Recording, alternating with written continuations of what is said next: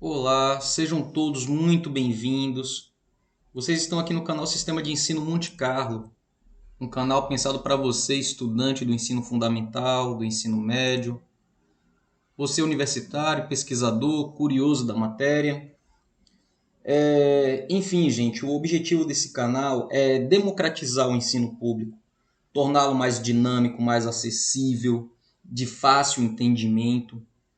E para isso eu preciso de sua ajuda, eu preciso do seu like, eu preciso que você se torne inscrito, eu preciso que você divulgue o material aqui do canal para mostrar ao YouTube a relevância a importância desse canal existir na plataforma.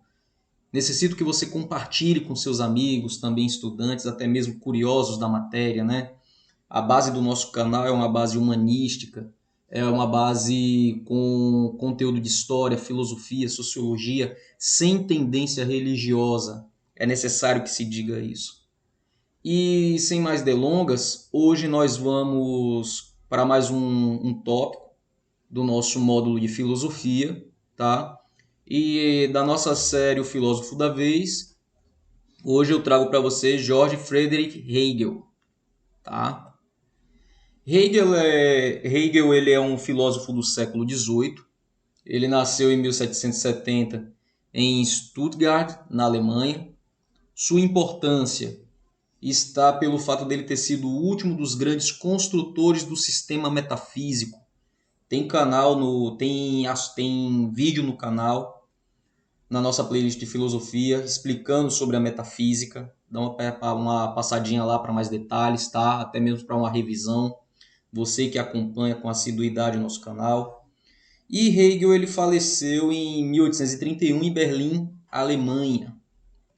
Então vamos lá, gente. Hegel ele é considerado idealista alemão.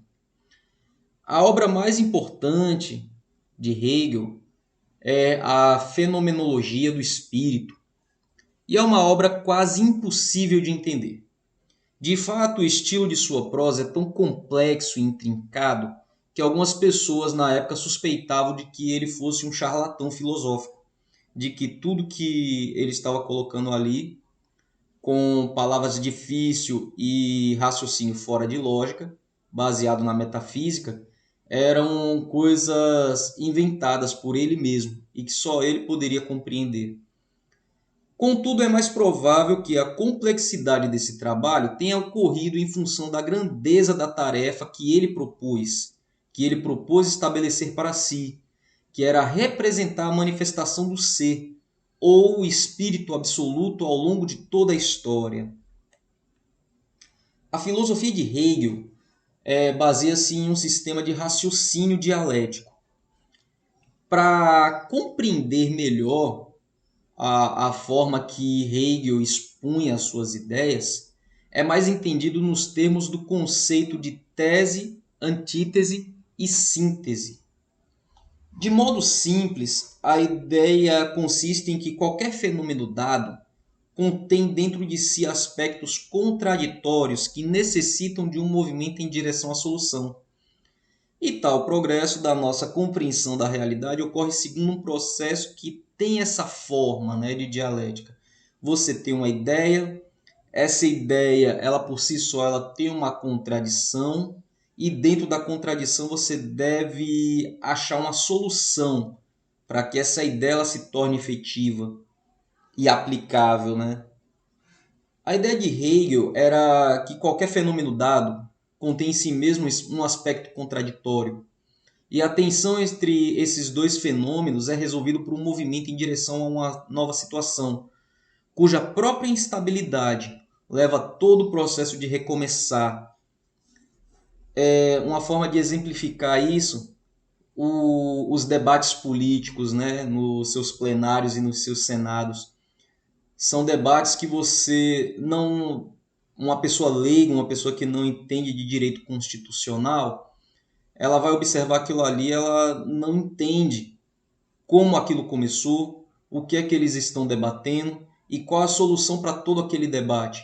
É mais ou menos aquilo. Um político ele levanta uma ideia, que essa ideia ela vai para votação, mas os políticos ao qual ele precisa daqueles votos para que aquela ideia, para que aquela lei ela se torne viável, eles encontram contradições que o redator da lei ele não encontrou, e a partir daí ele vai lutar para encontrar soluções para essas contradições, para que a lei dele seja efetivada. É mais ou menos essa a ideia. Uma outra forma de tentar ilustrar isso é observado pelo próprio exemplo dado por Hegel, que foi o exemplo do mestre e do escravo. E na visão dele, existe uma autoconsciência, ou existe seres humanos enquanto seres autoconscientes, cada qual com a sua própria consciência de existência.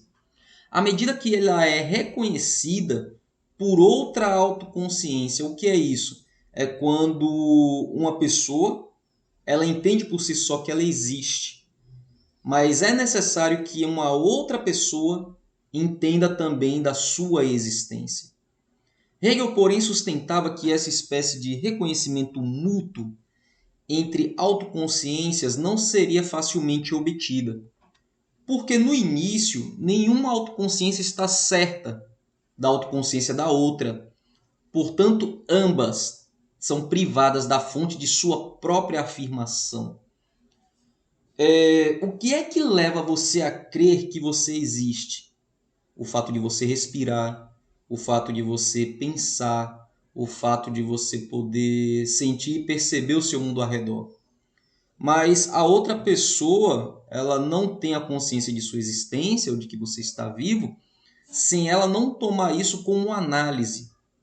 É mais ou menos isso que ele quer explicar. Consequentemente, cada um tentará conseguir o reconhecimento da outra sem reciprocidade. Eu posso reconhecer que você existe como ser pensante ou que sua ideia é viável, mas isso não significa que a outra pessoa tem que aceitar as minhas também, diante das contradições que ela possa apresentar. E, segundo Hegel, a luta pelo reconhecimento unilateral resultante vai necessariamente até a morte do indivíduo literalmente, pois somente com o risco de suas próprias vidas é que essas autoconsciências podem demonstrar umas às outras e para si a liberdade que têm de suas formas corporais particulares e então de seus status quanto seres por si mesmos. Contudo, está claro que, nesse contexto, a morte de qualquer participante seria irrelevante, já que privaria o sobrevivente do reconhecimento completo, já que com a morte da outra pessoa, todo o conhecimento que ela tivesse na mente iria morrer junto. Caso contrário, se ela tivesse alguma coisa escrita, alguma coisa que ela tivesse deixado escrito como legado, mas se você não conseguisse interpretar aquilo, você ficaria sem explicações. Assim, a solução para uma luta que precisa colocar em perigo a vida de cada participante é a escravização de um e o domínio do outro. Escravização do intelecto, tá? Não do indivíduo em si. Isso aí ele está tentando explicar a ideia de senhor e escravo, tá? Que foi o que ele utilizou para exemplificar e para explicar a sua teoria. E nesse exemplo, um é independente e sua natureza essencial é existir por conta própria. Já o outro é dependente, sua essência é a vida ou a existência do outro. O primeiro é mestre, ou o senhor. O segundo é o escravo. Por quê? Porque eu existo. E se eu existo, eu não preciso que a outra pessoa reconheça a minha existência. Mas que para que a outra pessoa exista, que eu tenha a autoconsciência de que ela exista, eu preciso disso. Então, a outra pessoa ela é independente, ela existe sem o meu reconhecimento. Mas eu precisaria do reconhecimento dela para justificar a sua existência. Tá? E na visão de Hegel, porém, a posição entre indivíduos é algo que será superado pelo tempo. A dialética do mestre e do escravo é apenas uma das fases pelas quais a autoconsciência deve passar no caminho rumo à autoafirmação. Então é um processo longo e árduo, onde você, por diversas vezes, você vai expor as suas ideias.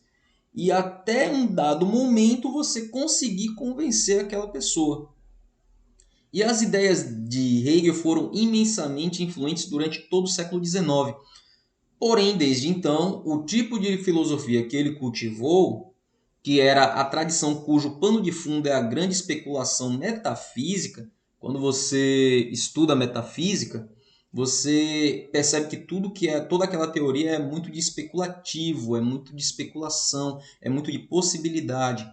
E dado a isso, ele enfrentou tempos difíceis. Era difícil para Hegel naquela época, sem o conhecimento prévio, mostrar que essa ideia de tese, síntese e antítese, ela teria uma subsistência dialética, porque estavam tudo enquadrado na metafísica. E a metafísica ela foi difícil de ser aceita e até hoje ela encontra resistência.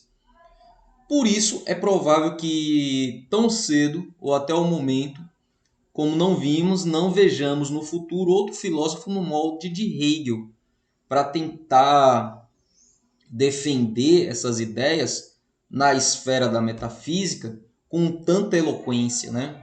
E com tanta certeza da viabilidade. Turma, esse foi o nosso vídeo de hoje. Espero que tenha sido útil e produtivo para vocês. Não esqueça de deixar o seu like, de compartilhar o conteúdo do canal com seus colegas e conhecidos. E até uma próxima oportunidade.